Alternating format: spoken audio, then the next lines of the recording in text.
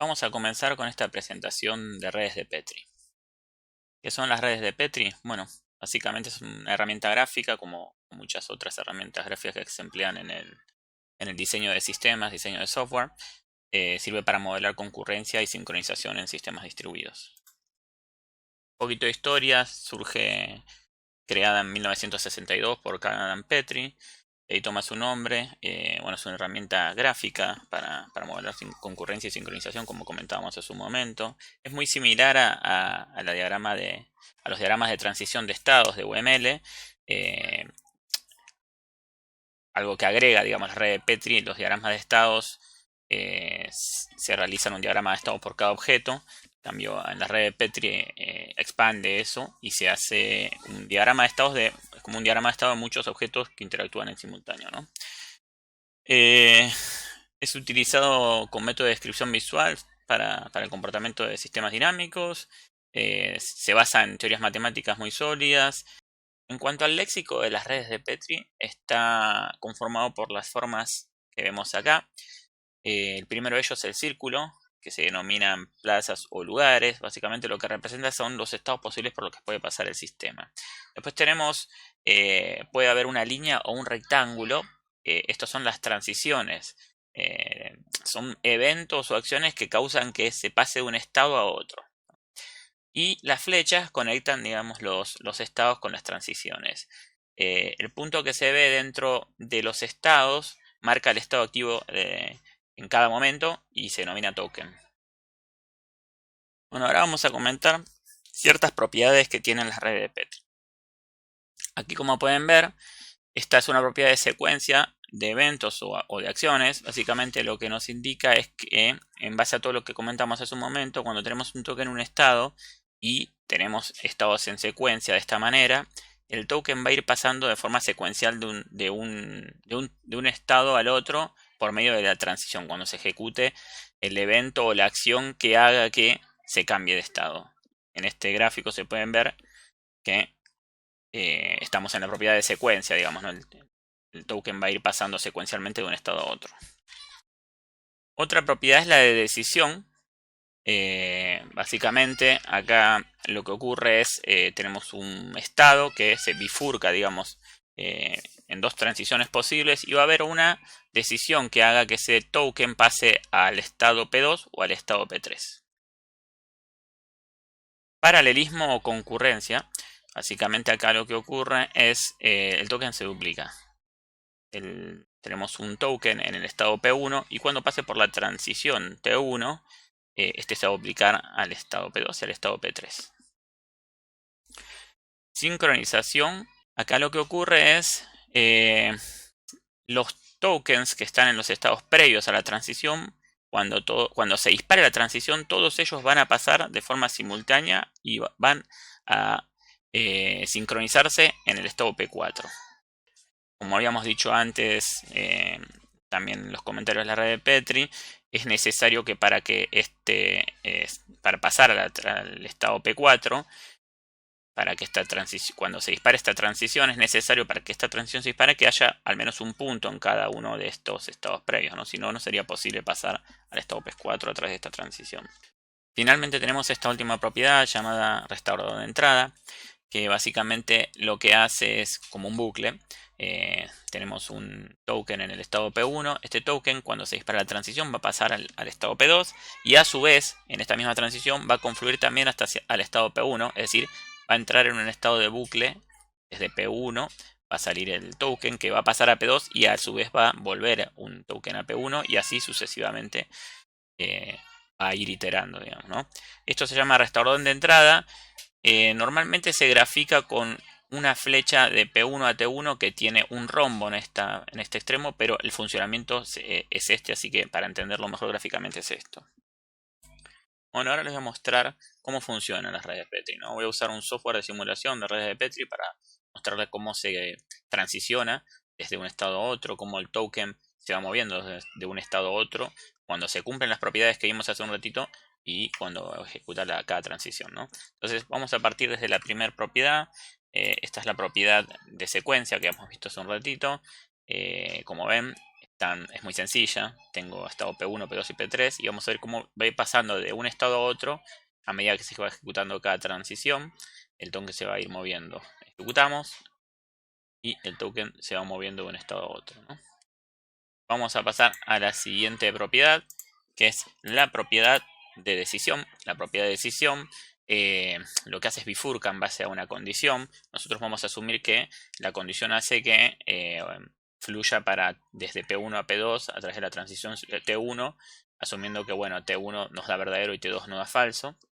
Ejecutamos y el token se mueve del estado P1 a P2 porque se cumple con la condición que hace que ejecute la acción T1, transición T1, ¿no? Vamos a la siguiente propiedad, que es la de paralelismo. Paralelismo lo que hace, como habíamos comentado hace un rato, cuando ocurre una transición, el token de P1 lo que hace se paraleliza y se duplica y pasa al estado P2 y P3 al mismo tiempo simultáneamente, ¿no? Entonces ejecutamos y vemos que el token pasó del estado P1 a los estados P2 y P3, se duplicó pasando a través de la transición T1. Bueno, ahora vamos a mostrar cómo funciona la propiedad de sincronización. Tenemos tres estados, P1, P2 y P3, que al momento de ocurrir la transición 1 se van a sincronizar esos tres estados en el estado P4. Los tokens de los estados que preceden a la transición 1 van a pasar al estado P4 que sucede a esa transición. Ejecutamos. Y ahí se ve cómo los tokens pasaron desde el estado P1, P2, P3 y se sincronizaron en el estado P4. Y la última propiedad que habíamos comentado la denominábamos restaurador de entrada. Lo que hace básicamente es duplicar el token. Es decir, el restaurador de entrada sería esta flecha que va y que viene, ¿no? Esta flecha no forma parte del restaurador de entrada, pero lo pusimos para ver qué pasa cuando tenemos un token de acá, un restaurador de entrada, que serían estas dos flechas, que como dijimos antes, se grafica normalmente con una sola flecha con un rombo. ¿Qué pasa cuando tenemos un restaurador de entrada de este lado y una flecha que transiciona hacia otro estado en la misma transición? Entonces ejecutamos y acá se ve que lo que va ocurriendo es que de P1 se transiciona a P2 y además, como tenemos un restaurador de entrada, se realiza una iteración. Esa iteración hace que el token vuelva al estado P1, se vaya repitiendo la secuencia, ¿no? Y este último ejemplo me pareció piola compartirlo porque si bien combina varias propiedades, como son, por ejemplo, acá tenemos una sincronización, secuencia, varias de las propiedades de la red de Petri que vimos recién, también deja en evidencia algo importante que tiene que ver con los cambios de estado y las transiciones y los tokens. Es decir, algo que comentábamos hace un ratito era que para poder pasar del estado P1 al P4 era necesario que yo tenga tantos tokens en el estado P1 como flechas salen de ese estado hacia la transición al otro estado. Ahora lo van a ver cuando lo ejecute, pero presten atención a esto. Para poder pasar de un estado a otro es necesario que yo tenga tantos tokens en el estado previo como flechas salen de él hacia la transición. Entonces, en este ejemplo se puede ver que yo no tengo problemas para pasar del estado P1 al P4 porque tengo dos flechas y tengo tres tokens. O sea, puedo tener un token para cada una de esas flechas para poder combinarlas o sincronizarlas en este estado. Acá puedo también ejecutar el estado T2 y pasar del estado P1 al P5 porque tengo un token que me sobraba, o sea, tengo 3 y 3 flechas acá que salen. Acá tengo un token que sale el P2, puedo pasar al estado P5. Y acá tenemos un problema, que ahora lo vamos a ver cuando lo ejecutamos, que bueno, este token, como tengo dos tokens y tengo 3 flechas, no voy a poder pasar alguno de los estados, digamos, no voy a poder o pasar al estado T2 al estado P5 desde el P3, o no voy a poder pasar al estado P6 desde el P3 porque no me alcanzan los tokens para poder transicionar. Si ejecutamos van a ver el problema que les comento. ¿Ven? Ahí se queda ejecutando y me quedo congelado acá. No puedo pasar, no puedo llegar nunca al estado P7 porque como no pasé a este estado P6